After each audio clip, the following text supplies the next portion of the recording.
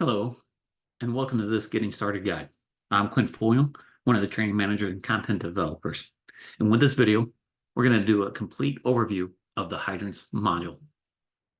We will talk about the hydrant setup, hydrant service checklist setup, along with a work order board setup.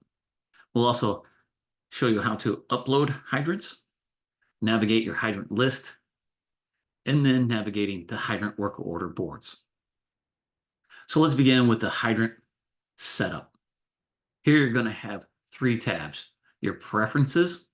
This will allow you to select on how a hydrant can be colored on the map. Then your flow and service, which you'll be able to enable notifications along with adjust hydrant flow test settings. And then your field selection. Here you're able to choose what information will display in your hydrant pop-ups. So let's begin with the preferences. Here you're able to select how you want your hydrants outlined. You can choose either black or white. So when we jump over to a map view, you can see the hydrants are outlined in black. But if we were to choose the white outline, you'll see that preferences have automatically been updated. So anywhere in the setup, any changes will automatically be saved. But once we navigate over to the map, we'll hit refresh. And now you'll see those outlines of those hydrants will become white. Also, from the hydrant color dropdown, there are three choices. Your hydrant base color. This is where you can change the hydrant color not pending on flow test. So you could do it from a service checklist or editing the hydrants, or from a calculated flow. So this will change the color of the hydrant automatically based on the calculated flow. And then the last is the flow hydrant, and that's automatically going to change that color from your flow test results. So if we select on hydrant base color, when we go back over to the pre-plans map and I refresh this, this is going to change these according to my service checklist on what we populated those in. You can see those changed all the colors. So when we're in a service flow check, and then if you have established a question when we build this checklist, that you can change those colors by selecting on that, and it will update in that map if you have this as the preference. Now, when we navigate to calculated flow, one other place for to change those is when you're editing a hydrant, either from the map view edit or from a hydrant list. When you select on the pencil icon, you'll notice that there is a hydrant color drop down here. So you can change that color from this drop down if this was a preference you chose as a hydrant base color. Now, when we select on calculated flow, preferences are already updated automatically. When we come back over and we'll refresh this page, you will see now the hydrants are going to be colored off our calculated flow. And what that is, when we go in and actually edit these these hydrants, you can see our calculated flow is right here. So it's coloring that on that. Now, if we notice that this hydrant is 1500, when we go to change that as our flow, it will retain that blue color. But if we select on another hydrant, let me get to this one. When we edit this one, flow hydrant is actually 700, where the calculated flow. So it's still changing that color. So let me go back and change to the hydrant, or the flow hydrant, preference updated. I will then refresh this, and now you'll see these again will change colors to that selection. So depending on your agency, how you want to color your hydrants within those preferences, that is where you can do that. Now we'll navigate to our flow service section. Here, using this checkbox, you can require a reason a hydrant is marked out of service. So there are a couple places where you can mark a hydrant out of service. So when we're in a service checklist, and if you created a status question within that checklist, notice I can remark it in service or out of service. So when we have that, this will require a reason for this. So if I mark this out of service before I can complete this hydrant checklist, I will have to add a remark. Now, if I was to hit complete and exit, it's going to flag this that it is required. So you see that in this, you have to require that. Also from here, when you're in editing a hydrant, at the very bottom, you can see a hydrant status. Here, when I say it's out of service, you can now see is a required field. So that is what that checkbox will do. It's going to require a reason why someone is marking a hydrant out of service. The next one is that notify service changes. If you have this toggled on, this will send out an email to selected users of the hydrant status, regardless if it's marked in service or out of service. So that is going to email them some information on why that is in service or out of service. It's going to send an email with the hydrant information, such as the facility ID, hydrant ID, or X reference ID, along with location details, if that is available, and any actions such as switched out of service or in service. That is with that toggle on. Then you can select what users it's going to send that information to. You can start typing in their name. It should navigate. You can then select on them, or if you want to remove them, you can select on the little X to remove that user. Just below that is your flow test differential. So if you are flow testing, you can set your flow test target pressure differential percentage. It's defaulted at 25% because within NFPA 291, that is the recommended percentage. But using the arrows, or I can then type in a flow test pressure differential for your agency, depending on how you guys want to use that. Just below that, you can use a couple of checkboxes if you want to enable that simplified Hayes and Williams formula to do the calculations for your flow test, or if you just want to use your flow test results for those calculations. The next one we're going to move to is that field selection. Under field selection, you're going to have that choose hydrant header. So in your hydrant header, you can have it as your facility ID, an X reference, or a hydrant number. So when we navigate back to here and when we select on this hydrant, this pop up. So right now we have it as the hydrant ID, the hydrant number. But if I change that to the facility ID, and when I navigate back over to this map, and I'm going to refresh this page, that way you can see that now this number is going to change to my selection. So your agency, what you want to have that pop up in this header here, when I click on that, now you can see it's the facility ID. Along with that, underneath is a toggle to show all hydrant columns in the pop-up. So when we navigate over to those maps, when I select it on it, you can see information.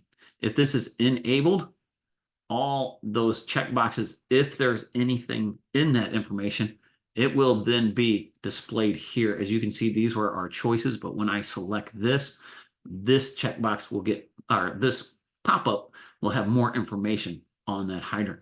So once that is uploaded, when I select on this, now you can see all that information is in here. So you are able to deselect this, and then I can then select what I want to appear in my checkboxes. And as you can see, every check I do, it is updating that and automatically saving those choices. Now let's navigate to a hydrant work order board setup. So when we navigate over to the work order board setup, we have a few that's already built in here, and you can manipulate those positions. So I can drag and drop those positions, whatever, and that's going to be reflected in your hydrant work order boards. You can also edit any existing work order board along with activating or deactivating. So this little X means that these three are active in our account. But if I select on that, it becomes, and I confirm, it will become then deactivated. You can also go into a work order and edit any information. And you can see the status box is now not checked. If I was to do that, then save it, it has become active. But in here, we'll just talk about what is required. When editing or adding a work order board, you're going to have to give that work order board a name and then phases. So a minimum of 2 phases, but you can have a maximum of 5 phases. So I can add up to 5 phases, and you'll notice that this automatically closes work order, always stays in the last phase, whereas the first phase is where a work order will usually default. unless when you're creating a work order board, you choose a different phase that it's already in, and we'll go through that. But you can choose up to 5 phases. So I'm going to go back to our original 3 phases. So phases are such as when a work order is created, submitted, requested, and then how your agency wants to move through or progress through phases, such as, hey, if this was submitted, now this is going to be in progress and then completed. Once it's in the completed phase, it will close that work order. Just below that is work order types. So this is where you can build work order types, and you can have as many as you need on those work order types. You can create one or edit any existing one by selecting on it and editing that name. And the priority level. There are 3 drop downs, such as high, medium, or low for that work order type. To create a new one, you can hit plus sign, create a new work order type name, and then select what priority level that work order type name would fall into. Also, just like activating work order boards, we can activate or deactivate a work order type from populating in the work order boards. This is in case you have those work order boards you didn't want to delete, but you just want to deactivate certain type names from populating in your work order boards. You can also clone any work order type name and then give it a different priority level. So if you had one work order type name, but it had 3 different priority levels, you could just clone that and then change the priority level. You can also delete any existing ones by hitting the trash can, and it's going to confirm, and you'll hit confirm. Once you have completed any updates, you can hit that save, and it's going to save any of your updated information. We changed that status back to inactive status, so now you can see it's back to active. To add a work order board, a new one, just select on new, and now give it that name, phase name, and then how many phases you need by hitting the plus. Again, you'll see that new work orders and closes is here. Also, you'll notice that it is always defaulted as active. So if you're just building it and you don't want it to be active until you complete this, deselect that, and then you can always activate it. Again, creating those work order types by hitting the plus. As soon as you have it completed, save icon to save that work order board setup. So when you position these, so you can build these in any order, but you'll notice that hydrant board, service board, and hydrant. When we navigate over to our, let me go to our hydrant list. I'm going to go back into the hydrant work order boards here and get to the hydrant module. When we come over to the hydrant work order boards here, you'll see here's our hydrant work order board, hydrant board, service board, and hydrant repair.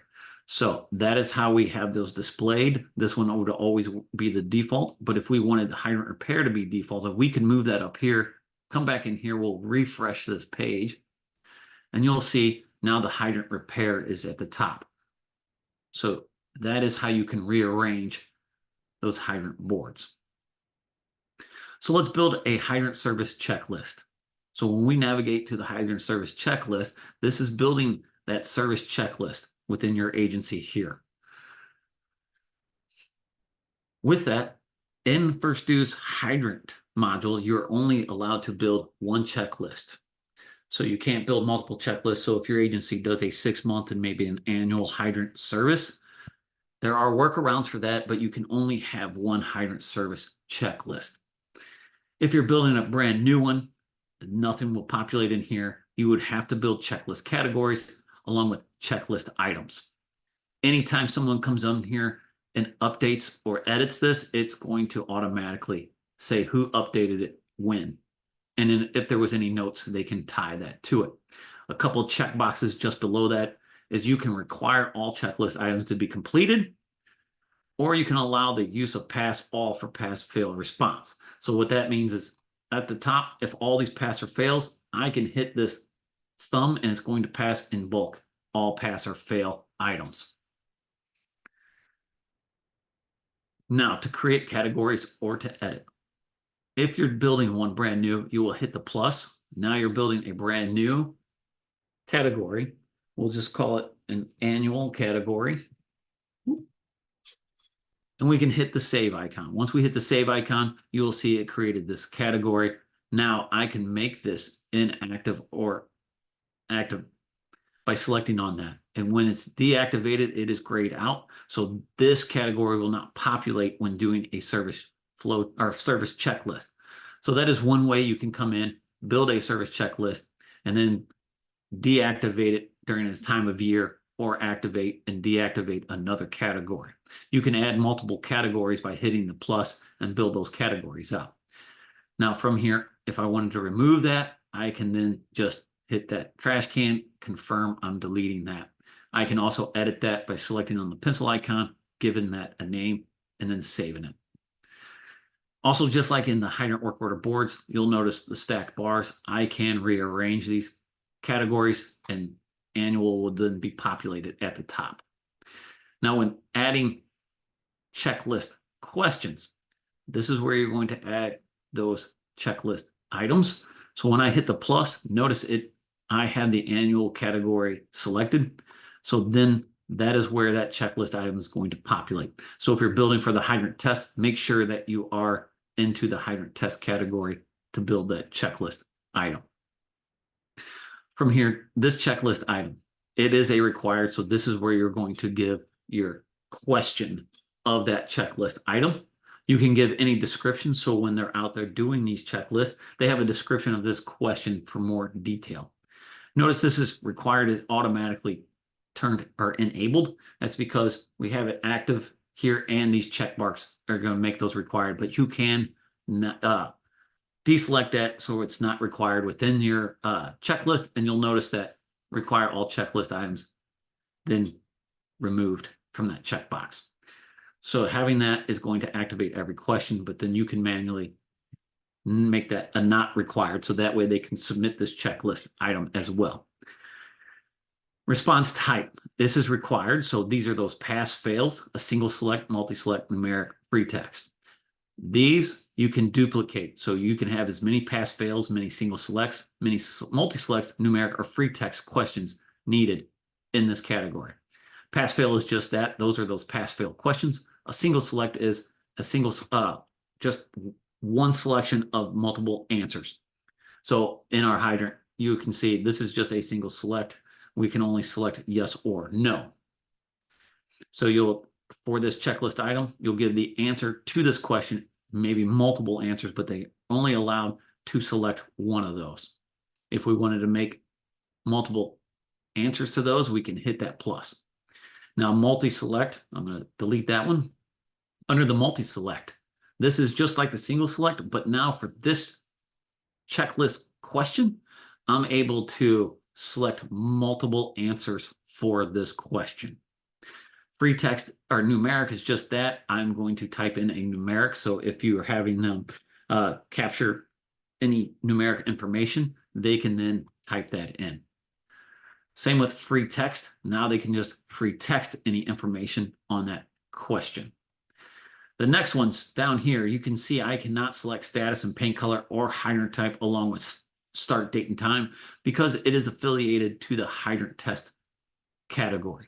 So once you have selected this in this checklist, you are not able to reselect that in any other category. So if we scroll down, you can see hydrant type is one of those. So now we're not able to select that along with status and that color. So that is what is representing when we go over to our checklist. This is that hydrant type. This will actually reflect your hydrant type. If they select it's a post indicator, it's going to change that icon on your map. But that is that hydrant type along with hydrant color and then that status. So when we navigate back over, those are those questions that cannot be duplicated. We can do a start date time, static pressure. So if you're an agency that is not actually doing flow tests, but you want to maybe capture static pressure of hydrants, you can put that into your question along with that flow hydrant. If you're not going to do a flow test, you can capture that information in your service checklist. And that date time is right down at the bottom. You can see it, it dates it and times it. And you can then hit now and it's going to update that information. That is building the service checklist, editing, activating, deactivating. Now, inside these checklist questions, you have the same as these categories. I can either activate or deactivate a question I can clone that question, or I can delete a question. So using these, we are able to do those by deactivating, cloning, or deleting. If you needed to delete that whole category, I can hit that trash can icon, hit confirm, and it deleted that top category for us. Once you have completed everything, this is where you'll have to hit save. It's going to save your checklist for you. And now it has been completed. You can see I updated it today. So now let's navigate to the hydrant uploads. When we come over to the hydrant uploads, this is where you're going to be able to upload any hydrants using the import or import wizard. You can see we already uploaded some hydrants in here. I'm able to re-download that CSV file along with I can see any actions taken. But let's go ahead and update. You have two choices. You can update using the import hydrants or the flow test. If you wanted to import your hydrants, when I select on that, you're going to get a choice where you can choose a file. If you don't already have a file created and you want a sample spreadsheet, that way all your hydrants will pull over and be recognized within the first do. You can download this sample spreadsheet. This way, any of the columns, if you want to match, that way they will be read when you upload. So you can choose this, choose files, download this, put in all your hydrant information into the columns to match, then choose that file and upload it. Now, using the wizard, you can also import your hydrants or flow test. But now, if you created that sample spreadsheet, imported all that, now you can choose that file from the import wizard. So if there's any duplicate records, you can choose if you want to skip those duplicate records, overwrite them, or clone them. If you wanted to find duplicate records by using the hydrant ID, and then again, choose how you want to. Choose that file. You can select on that file and let me get to mine. I know I have one in here. I select on that. It's going to upload that file here. I hit next. It's going to pull all those hydrants over, and it's going to ask me what I want to do in this wizard. So it's required if I want what hydrant ID I need to populate here, along with any additional information I want to pull over in these map columns. So the hydrant ID is a required one, but then you can, using the drop-down, select all the information that you want to populate over, hit next, and it's going to populate that for you into a list. Now, with that being said, you can see number of records of hydrants on this one, how many were processed, and how many were imported.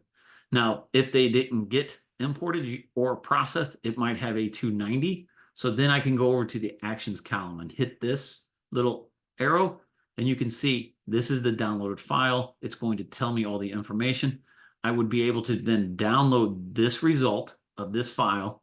And from here, I can open this spreadsheet up and see the errors of why a hydrant didn't get processed. So once that's loading up, I'll pull this up to the screen here. And when you see, you can navigate over to the error column here, and this is going to tell you why it didn't pull over, and then you could go back, find that hydrant, fix it, and then re-upload that. So that is using the wizard or import. Now let's talk about actually the ArcGIS sync. If your agency uses the ArcGIS sync, when we come over here, you can add that by hitting the new ArcGIS. Now, best practice is always copy and paste for accuracy of that URL. If there's an agency that requires this GIS layer to have a username, a password, you might receive a token. This URL does not. So as soon as you have it in here, you can select that get metadata, and that should take you into this where now you can set the frequency of how often you want your hydrants to be synced. And then what hydrant types. So those are the required fields. Now, again, just like when we use the import wizard on this map columns, how you want those columns to appear in your hydrant. Once you have the required information in here, you can then hit create, and it's going to create that ArcGIS layer. Next one, we're going to navigate over to the hydrants list. So now that we have our hydrants imported, we've created all our hydrant setups, preferences, work order boards, along with our service checklist. Once that is all populated, here you're going to have all your hydrants. We do have advanced search fields. I'm going to delete this out. It's going to populate all 321 into our training account. You can see down here. Now we have those all populated in here. A few things we can do from here. You can see the show. So if you wanted to download a certain view, make sure there's 321. You have the appropriate number selected. So once I select 1,000, now all 321 are displayed for me on this one grid. From this grid, though, we can use the advanced search fields. Using this down caret, you're able to get more fields to narrow your search. You can find them by ID. If you have a nearest occupancy, the hydrant address, along with facility ID. If your agency has created zones, you can enter a hydrant zone, along with if you want to see if they weren't flow tested or not serviced in, or if they're a private hydrant, or the hydrant status. If you want to see all out of service hydrants, once you have your filter, so hydrant zone 2 out of service hydrants, if I hit apply, we have 2 out of zone hydrants. Once you have that filtered, you can then manipulate the grid. I can rearrange this grid. I can then also sort this in ascending, descending order. So if we had the numerics, we can rearrange those in ascending, descending order. Also, I can select or deselect what I want to populate. There are a few, like the nearest occupancy, that will always remain in here. You're not able to deselect that, but you can deselect any of these if you wanted to populate in your grid. Once you have all that done, permissions based, you'll have this save icon where I can then save a view. So we can say zone 2 out of service. Oh, I got to put the 2 in there. I apologize. Once I hit save, that is creating a saved view for my agency. Everyone in your agency is able to access all saved views, and they can populate here. Not everyone will have maybe access or permissions to delete saved views or create, but they are able to view within that. And this is the one we just created, and it does save our views. So let's back out of the out of service ones. We'll go back into just the zone 2. I'm going to just select on zone 2 from our save views. It's going to populate me into that save view where this is a grid I created for that. From here, you're able to download these into a CSV file as well, or you'll notice I can create a new hydrant. I can bulk update and bulk service, which are grayed out until you select on one or more hydrants. If you wanted to bulk update on those 2 hydrants, you can, from the dropdown, you can update the fire or the hydrant zone, a fire zone, what station, apparatus, shift, or assigned users. That is in the bulk update, what fields. If you selected bulk service, this is going to do a service checklist of those 2 hydrants. So if I selected bulk service, what that's going to do, take me in where I can then complete a service checklist of those 2 hydrants simultaneously. Notice there's going to be a couple changes here. Complete and exit is the only thing I can do from this work order, or this service checklist. I cannot create a work order, and I cannot flow test this. So just note that when we go in to do a single hydrant. Now over here at the hydrant number, you had 2 checked, and those are the 2 hydrants you're performing the service checklist. I'm going to close out of here, get back into our hydrant list. So that is creating a bulk service of multiple hydrants. Creating a new hydrant, not everybody will have this permissions, but you are able to create a new hydrant where it takes you into your pre-plans, where you're able to then create a new hydrant for your agency. From the actions column, you can see I can start a service checklist of the hydrant. I can start a flow test. I can create a work order for that individual hydrant. This edit pencil, this is where I can go in and edit any information on that hydrant. And once at the bottom, once we hit that cancel, it'll take us back into that, but you're able to edit any hydrant information.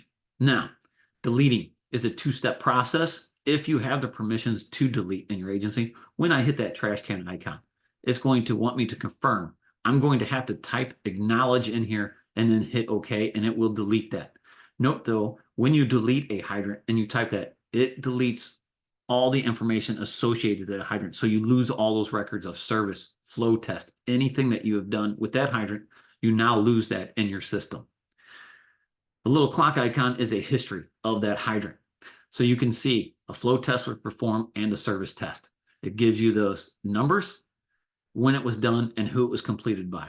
Now on a flow test, I can hit this eye icon. It's going to take me into that flow test result where I can then view this. I can view the report. I can also navigate to a work order board where I can create a work order for that. I'm going to close out of that. Oh, let me just close out. I apologize. Cancel. Takes me to the work order boards. I'm going to get back into my hydrant list, and that is what hitting that eye icon can do. From here, I'm going to go into the service check, because here you can see it's a completed service check where I can view all the answers as well.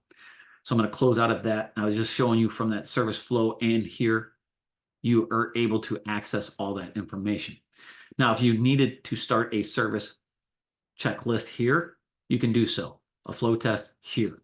Create a work order. Again, when you have your list filtered, you can use this map icon up at the top. This is going to populate numbers or hydrants. So these numbers indicate how many hydrants are in that area. So as you start zooming in on your map, so all 20 hydrants that I have selected here in my grid will now populate here. So from this map, you'll notice I can enlarge this map here, and then I can either do a service checklist, flow test, create a work order or work hydrant order. Ooh, I can't talk. I can create a work order for this hydrant from this map. Or if you have those permissions, I can then go in and edit any of this information on that hydrant. So I just wanted to show you that is another place where you can create or begin service or flow tests of a hydrant, along with creating a hydrant work order. So let's go ahead when we're in a hydrant service check. There's a couple things in this. As you notice, complete and exit, complete and create a work order. And in order to create a work order from a service checklist, you need to complete this checklist. Because if I hit this now, it's going to give me an error that everything needs to be completed that is required. So you can go through, you can answer your questions or bulk unpass if it's leaking. Out of service, I'm going to mark that one out of service, because when I say complete and exit, it's going to flag that because we have that as a required for the remarks. So that is how that's going to flag. If you forget those remarks, you can then see you have to come back down here and hit the remark button to add those remarks in there. From those remarks, you can also upload any images of that hydrant.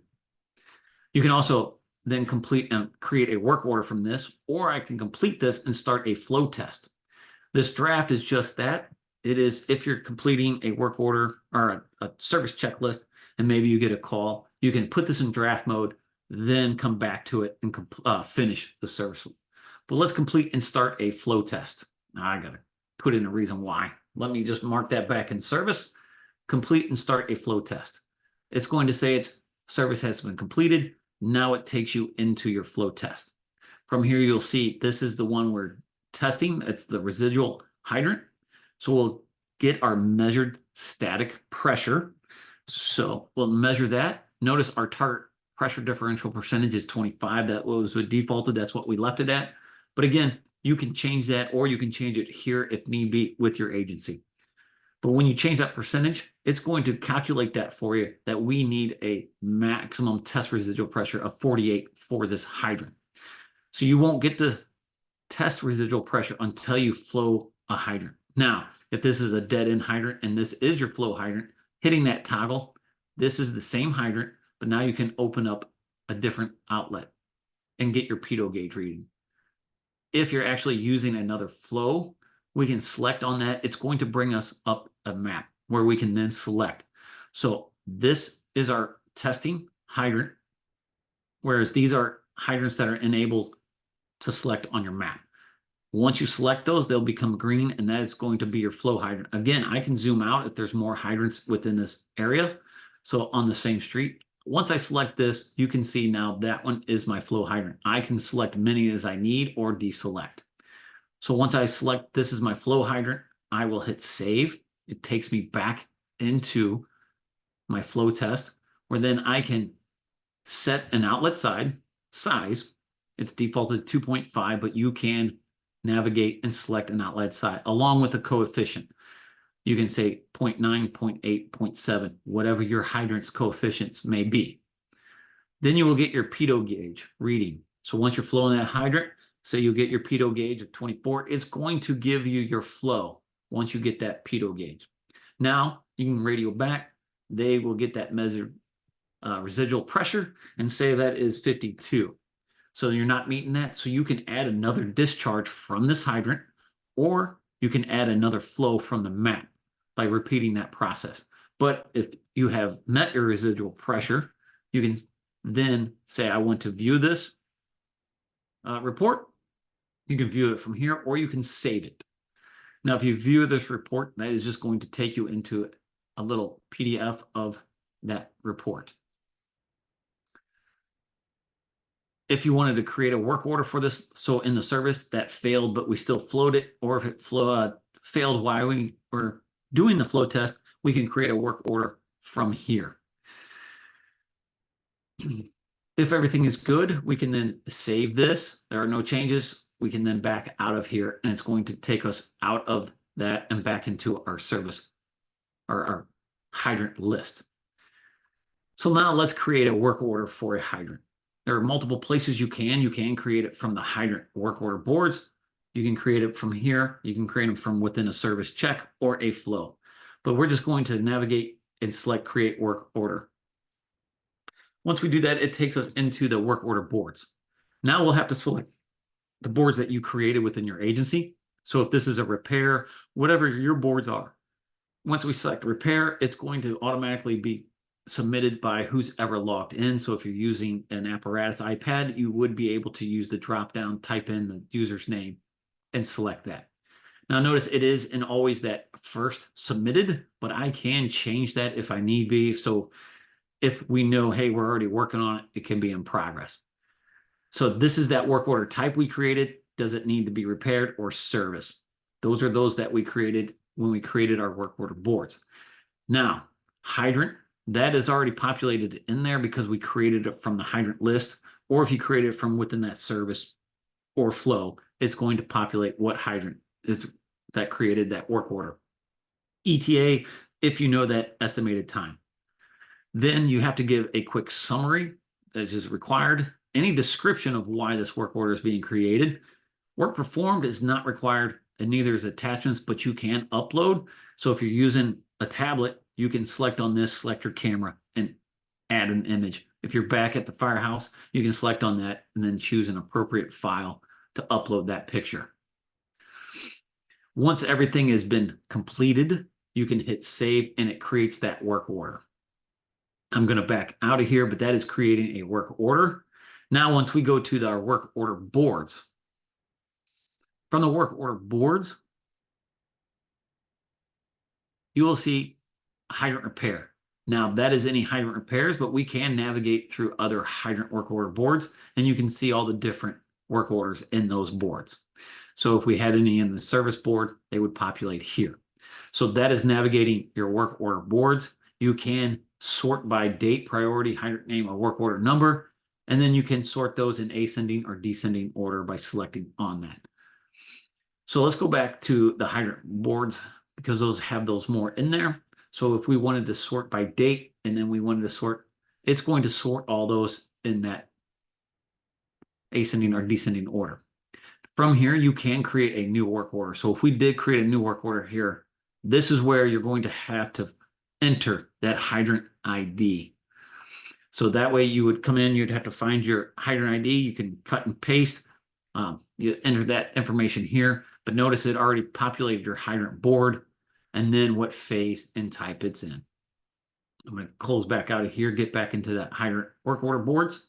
So you can create them here, but you also, if you have those permissions, you can manage your hydrant work order boards. A few things you can do. You can view those by selecting an eye icon, and now you can see a quick modal or an overview of that work order, any images, and you can see who created when they created it. Now permissions based, I can go in and edit this, or I can delete this work order. So this pencil works the same way as this pencil icon does here. So if I select on the pencil icon here, it's going to take me into that work order board where I then can add or edit any information or delete it. We're going to close out of here, go back into that work order board. Trash can icon works the same way. I can delete a work order from the work order boards. I can also manage by, you can see the little handy wants to grab. I can once arrange these into phases. So after it's been requested, if I'm managing these work order boards, I can then assign it. If I've assigned this work order to someone, I can move it. Or if it's in progress, I can then move it here, or I can move it to the completed phase. Once it's in completed phase, that work order will close. That is navigating the work orders boards in your hydrant module. Again, we have talked about navigating your hydrant list, creating work order board setups, your checklist setups, managing work order boards, and how to upload hydrants using ArcGIS or Import Wizards. That is all I have for you on this Getting Started guide for your hydrant module. Hope it helps you, and thank you.